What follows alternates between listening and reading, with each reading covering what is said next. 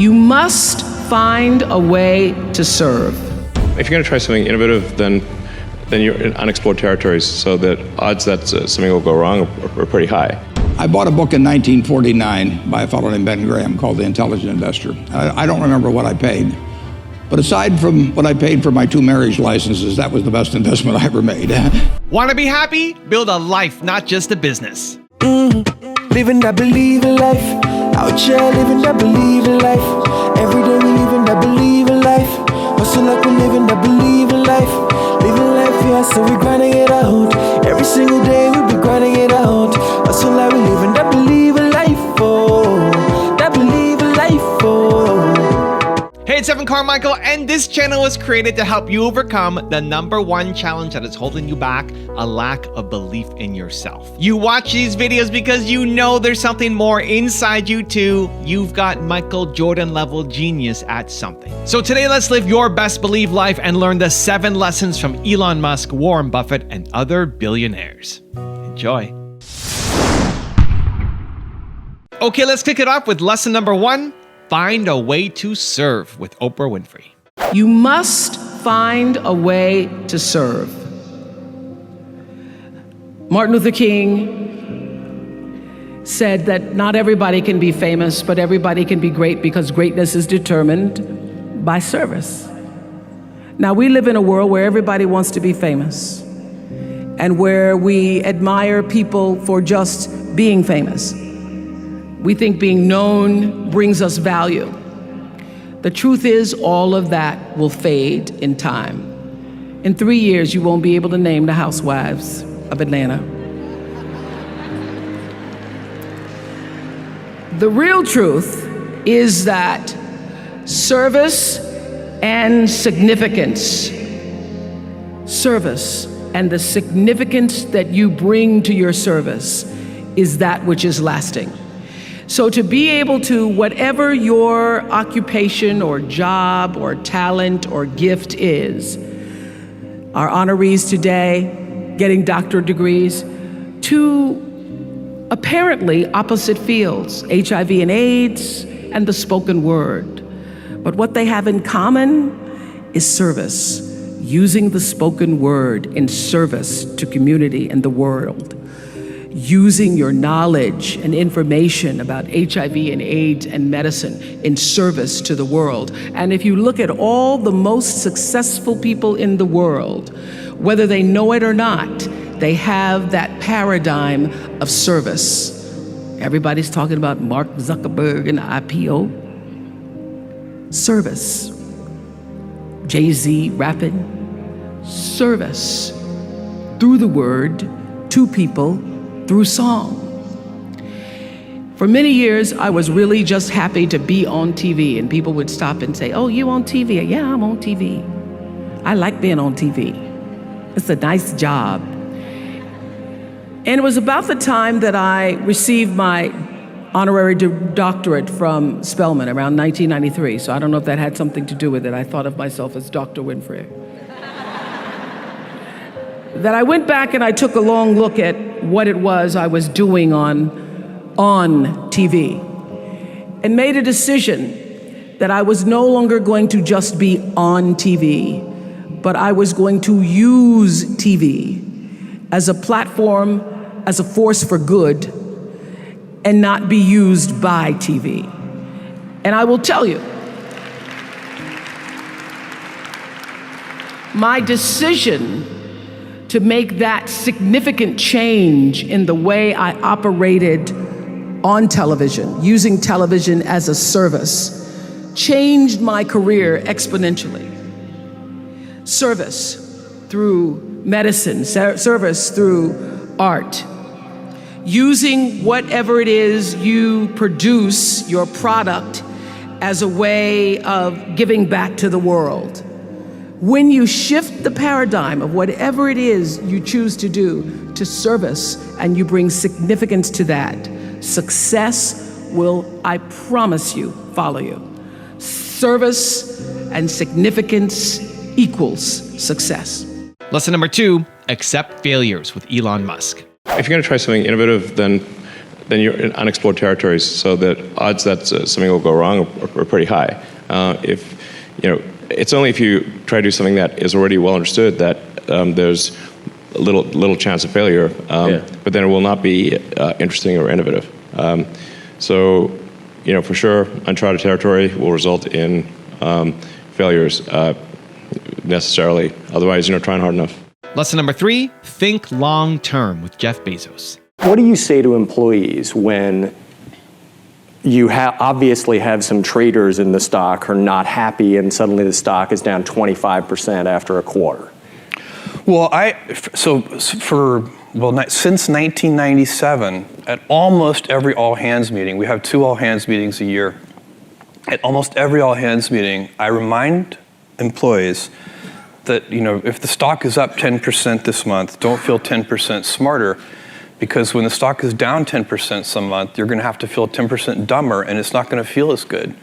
And so it's, ownership is, we give most of our compensation is done in terms of stock compensation, and part and parcel with ownership is a mentality of long-term thinking. Owners think longer term than renters do. So I have a friend who rented his house to some tenants, and instead of getting a Christmas tree stand at Christmas, they just nailed the Christmas tree into the hardwood floors of the house. No owner would ever do that.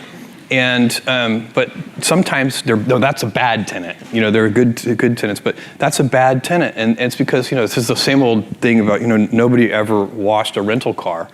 And you take better care of the things that you own. But one of the responsibilities of ownership, and definitely deep inside the Amazon culture, is to think about the fundamentals of the business and not the daily fluctuations in the stock price. There's no information in it. Also, if you want to have more self-belief and more self-confidence, I've created a special free program where every day for the next 254 days, I will send you an unlisted video to help you boost your self-belief and self-confidence. The link to join for free is in the description below. For people who didn't get the love they need, no matter where it is you grew up, you spend the rest of your life trying to fill that thing. I've always been passionate. Some people thought, it's more OCD than anything else. When you want to do something new, you have to apply the physics approach. Lesson number 4, have the right framework with Warren Buffett. I was wondering if you have any stock tips for any of the students. We're all trying to make a little living. I didn't think they taught that at Georgetown. The best investment I ever made, I bought a book in 1949 by a fellow named Ben Graham called The Intelligent Investor. I don't remember what I paid, but aside from what I paid for my 2 marriage licenses, that was the best investment I ever made. It's very important to have the right framework. You need to have an approach to investing that's sound. And Graham's approach is simple, but some people adopt to it, and which I did immediately, and most people don't.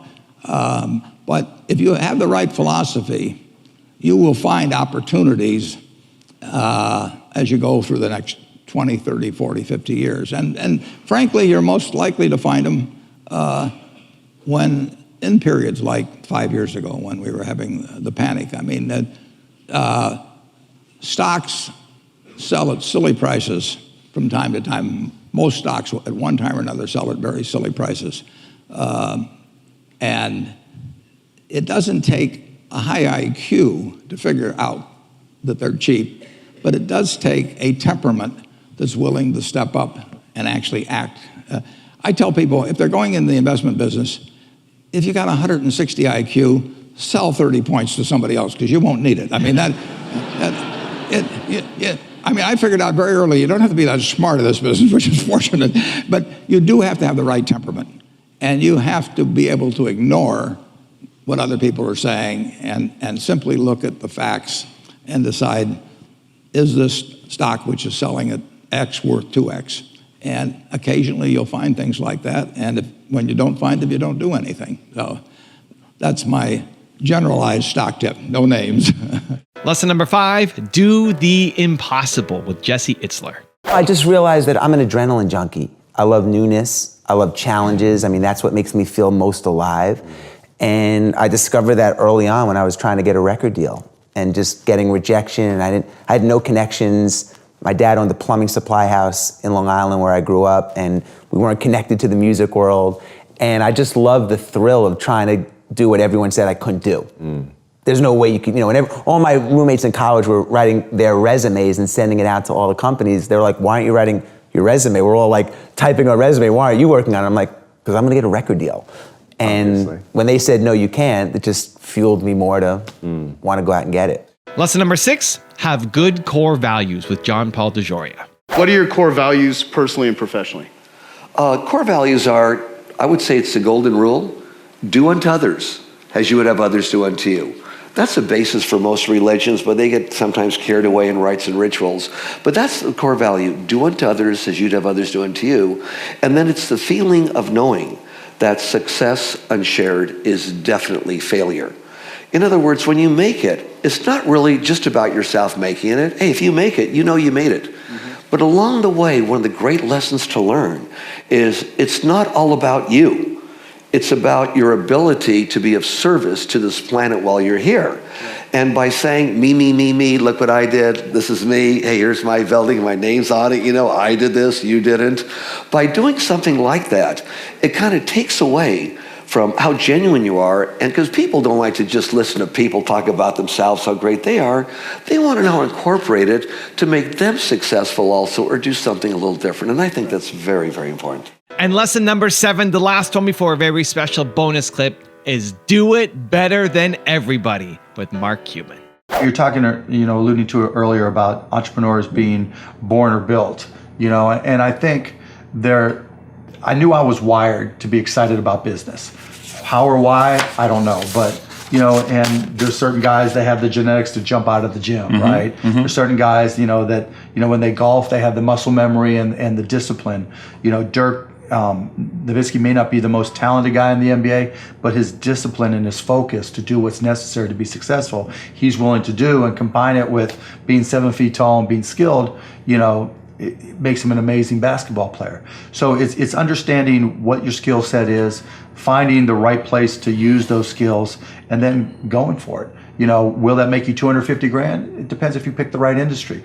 But whatever industry you pick, if you outwork everybody, if you try to be a little smarter than everybody, if you try to be a better salesperson than everybody, if you try to be better prepared than everybody, you've got your best chance. Because if you don't do it and somebody else does, I have the saying, work like someone's trying to take it all away from you. Work like someone's spending 24 hours, working 24 hours to take it all away from you. And that's kind of the way I look at it. Now I've got a special bonus clip that I think you're gonna enjoy. But before that, it's time for the question of the day. I wanna know, what was your single biggest takeaway from this video? And what is your specific plan of action for the next week? When you just watch a video and get motivated by it, you have a 35% chance of following through. But when you get motivated and then create a specific plan of action, you have a 91% chance of following through. That's what we do here, Believe Nation. We get motivated, but then we do something about it. And when you commit to other people, you increase your chances even further of following through. So, what was your biggest takeaway from this video? And then what is your plan of action around it for this week? Put it down in the comments below, because I want to celebrate you.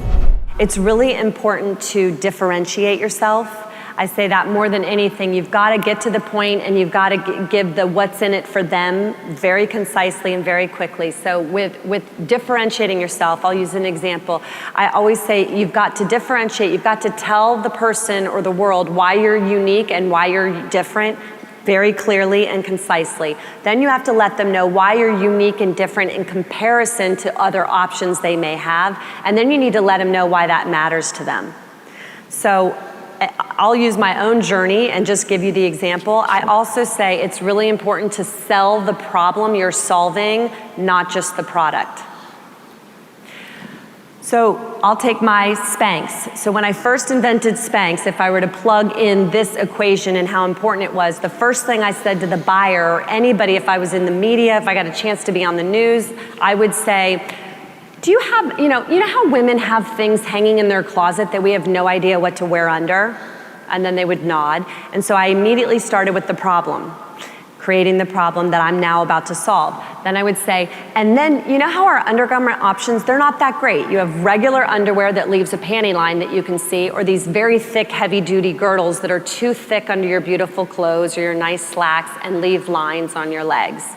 Okay? Then I've just given them the options that are dysfunctional, and then I tell them, well, I've just invented this product and look what it does. It meets in the middle of the options that are out there, and here's why it's gonna be important to you. Here's why it's gonna matter. You're gonna be able to wear white, you're gonna be able to wear cream, you're finally gonna be able to wear all the fabrics in your closet that you don't wear anymore, and you're gonna look amazing. You're gonna have no lines. So then I would give the what's in it for them, but that's just a quick example, and I like to start with the problem that I'm solving, right. Have them just sort of invest in it with you, and then why the other options aren't so great. People need to know from you, you're the only one that can do it, why you're their best choice. Don't assume that they're gonna just try to figure it out. People are busy, people are, we got a lot on our mind. Tell me, even in an interview, when I'm interviewing people, I want them to say, I'm your best candidate and here's why, and be very clear about it.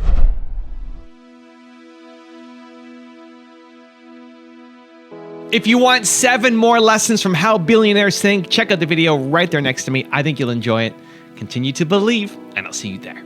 People like invention, but the problem is they don't like failure, and you cannot have invention without failure.